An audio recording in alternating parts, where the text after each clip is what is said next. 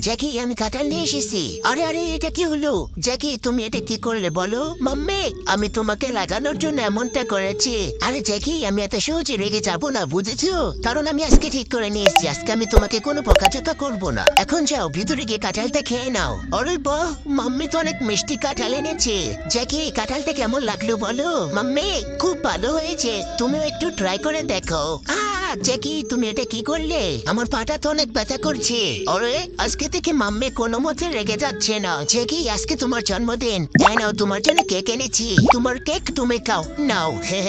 আরে বাহ জ্যাকি তুমি তো অনেক সুন্দর মজা করতে পারো। দেখেছো জ্যাকি আমি কিন্তু একটু রেগে যাইনি। আমার কেন জানি মনে হচ্ছে মাম্মি হয়তো পুরো পাগল হয়ে গিয়েছে।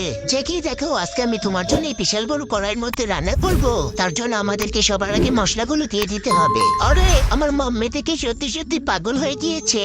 জ্যাকি এখন আমাকে বলো এখন তুমি কিসের মাংস খাবে? আরে মাম্মি এগুলো কি বলছে? আমাকে এখান থেকে পালাতে হবে। আজকে তো আমি জ্যাকিকে অনেক ভালো জব্দ করেছি।